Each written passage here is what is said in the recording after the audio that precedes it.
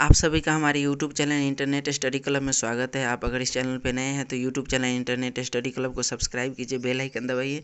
Video आपको अच्छा लगता है, हेल्पफुल लगता है तो वीडियो को अपने व्हाट्सएप फेसबुक ग्रुप में शेयर कीजिए। आज केमिस्ट्री से संबंधित VVI प्रश्न आप लोग के सामने लेकर के आए हैं। तो आइए आज के पहले प्रश्न की ओर। और आज का पहला प्रश्न है, एक ही प्रकार के परमाणुओं से मिलकर बना पदार्थ क्या कहलाता है? तो इसका सही जवाब होगा तत्व। यानी एक ही प्रकार के परमाणुओं से मिलकर बना पदार्थ जो है वह क्या कहलाता है? तो तत्व कहलाता है। अगला प्रश्न है, दो या दो से अधिक तत्वों के मात्रा के विचार से एक निश्चित अनुपात में संयोग करने से बना पदार्थ क्या कहलाता है? तो इसका सही जवाब होगा यौगिक। यानी जब एक निश्चित अनुपात में मिश्रण कराएंगे, एक निश्चित अनुपात में मिलाएंगे तो वो यौगिक का निर्माण करेगा। उसके बाद अगला प्रश्न है, दो या दो से अधिक शुद्ध पदार्थों को किसी भी अनुपात में मिला देने से क्या बनेगा? तो मिश्रण बनेगा। यानी निश्चित अनुपात में बनाने से यौगिक बनेगा और किसी भी अनुपात में मिला देने से क्या बनेगा? तो मिश्रण का निर्माण होगा। उसके बाद अगला प्रश्न है, ऐसे तत्व जिनमें धातु और अधातु दोनों के गुण पाए जाते हैं क्या कहलाते हैं? तो इसका सही जवाब होगा उपधातु। यानी ऐसे धातु तत्व जो धातु और अधातु दोनों के गुण पाए जाते हैं उपधातु कहते हैं। अगला प्रश्न है, कौन से धातु होते हुए भी विद्युत का कुचालक है? तो इसका सही जवाब होगा लेड यानी शीशा। शीशा जो है वह धातु होते हुए भी विद्युत का कुचालक है। अगला प्रश्न है, किस धातु में धातु की चमक होती है? तो इसका सही जवाब होगा ग्रेफाइट में और आयोडीन दोनों में।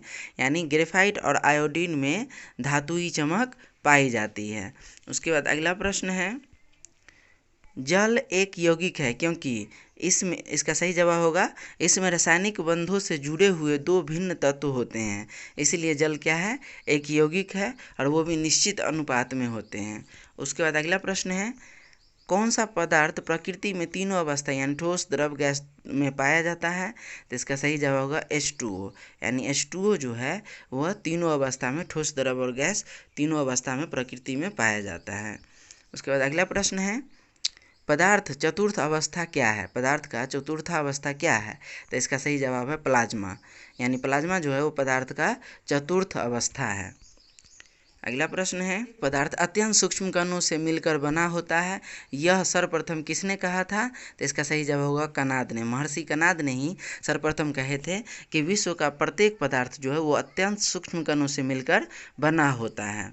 ये किसने कहे थे? तो महर्षि कनाद ने कहे थे। अगला प्रश्न है, जो तत्व इलेक्ट्रॉन का त्याग कर धन आयन बनाता है वह क्या कहलाता है? तो इसका सही जवाब होगा धातु। यानी जो तत्व इलेक्ट्रॉन का त्याग करेगा और धनायन बनाएगा वो सब क्या कहलाएगा? तो धातु कहलाएगा। उसके बाद अगला प्रश्न है, ऐसे तत्व जो धातु और अधातु दोनों जैसा आचरण करता है उसे क्या कहते हैं? तो इसका सही जगह उपधातु। यानी ऐसे तत्व जो धातु और अधातु दोनों जैसा आचरण करता है क्या कहलाता है? तो उपधातु कहलाता है। अगला प्रश्न है, सोडियम और पोटेशियम कैसी धातु है? तो इसका सही जवाब है मुलायम धातु। यानी सोडियम और पोटेशियम जो है वो कैसी धातु है? तो मुलायम धातु है। अगला प्रश्न है, अनावर्त सारणी में है किस ओर से? तो इसका सही जवाब होगा बाईं ओर से। यानी धातु का स्थान जो आवर्त सारणी में है वह बाईं ओर से है। अगला प्रश्न है, कौन सा धातु एकमात्र द्रव में पाया जाता है? तो इसका सही जवाब होगा पारा। यानी ये पारा एक ऐसा धातु है जो द्रव में पाया जाता है। उसके बाद अगला प्रश्न है, सबसे कम चालक धातु कौन सा है? तो इसका सही जवाब होगा सीसा। यानी सीसा जो है वो सबसे कम चालक धातु है। अगला प्रश्न है, सबसे अधिक चालक धातु कौन है? तो इसका सही जवाब होगा चांदी। यानी चांदी जो है वो सबसे अधिक चालक धातु है। अगला प्रश्न है, खनिज एवं अयस्क से धातु प्राप्त करने की विधि क्या कहलाती है? तो इसका सही जवाब होगा धातु कर्म। यानी खनिज एवं अयस्क से धातु प्राप्त करने की विधि धातु कर्म कहलाती है। अगला प्रश्न है, रणनीतिक धातु किसे कहा जाता है? तो इसका सही जवाब होगा टाइटेनियम को। यानी टाइटेनियम को स्ट्रेटेजिक धातु मेटल या रणनीतिक धातु कहा जाता है। अगला प्रश्न है, धातु या उसके यौगिक से युक्त वे प्राकृतिक पदार्थ जो पृथ्वी तल के नीचे पाए जाते हैं क्या कहलाते हैं? तो इसका सही जवाब होगा खनिज। अगला प्रश्न है,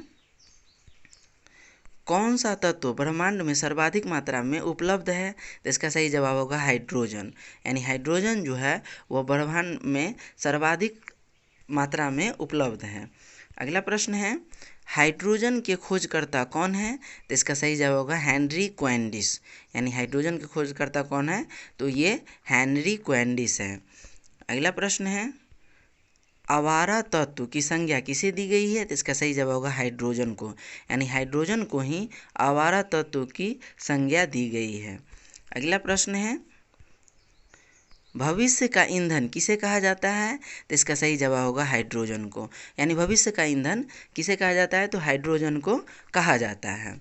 अगला प्रश्न है, वैसे तत्व जिसका परमाणु क्रमांक तथा परमाणु भार दोनों एक समान होता है क्या कहलाता है? तो इसका सही जवाब होगा हाइड्रोजन।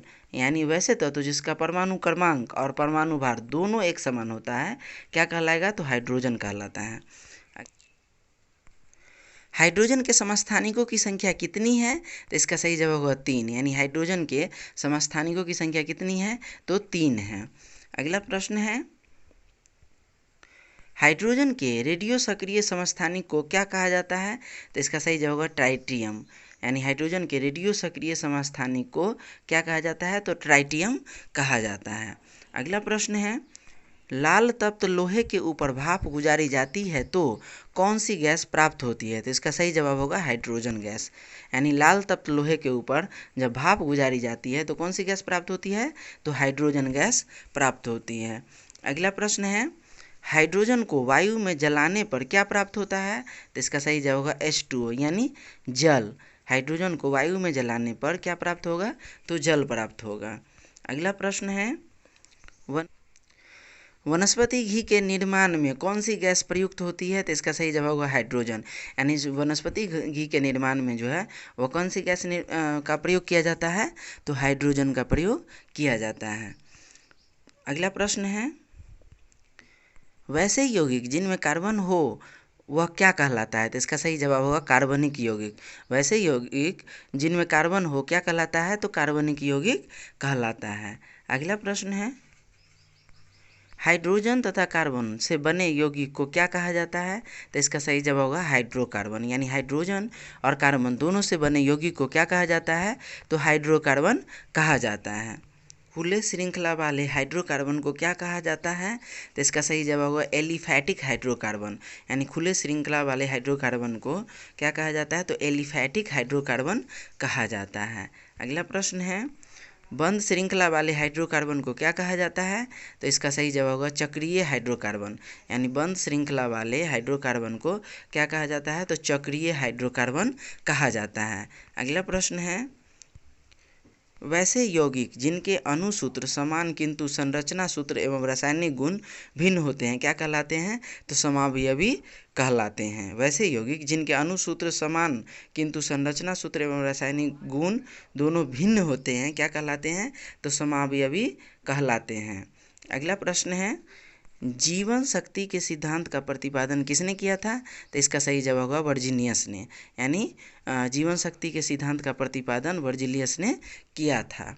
अगला प्रश्न है, आने वाला प्रथम कार्बनिक यौगिक कौन था? तो इसका सही जवाब होगा यूरिया। यानी प्रयोगशाला में संश्लेषित किया जाने वाला प्रथम कार्बनिक यौगिक कौन था? तो यूरिया था। अगला प्रश्न है, प्रकृति में सबसे अधिक मात्रा में पाए जाने वाला कार्बनिक यौगिक कौन सा है? तो इसका सही जवाब होगा सेलुलोज। यानी प्रकृति में सबसे अधिक मात्रा में पाए जाने वाला कार्बनिक यौगिक कौन सा है? तो सेलुलोज है। अगला प्रश्न है, एथिलीन का IUPAC नाम क्या है? तो इसका सही जवाब होगा एथीन। यानी कार्बनिक यौगिक एथिलीन का IUPAC नाम क्या है? तो इसका सही जवाब होगा एथीन। अगला प्रश्न है, एसिटिलीन का IUPAC नाम क्या है? तो इसका सही जवाब होगा इथाइन। यानी एसिटिलीन का IUPAC नाम एथाइन है। तो ये VVI प्रश्न आप लोगों के सामने केमिस्ट्री से संबंधित लेकर के आए हैं। फिर से कहना चाहेंगे कि YouTube channel internet study club को सब्सक्राइब कीजिए, बेल आइकन दबाइए। वीडियो आपको अच्छा लगता है, हेल्पफुल लगता है तो अपने व्हाट्सएप फेसबुक ग्रुप में शेयर कीजिए। Thanks for stay tune.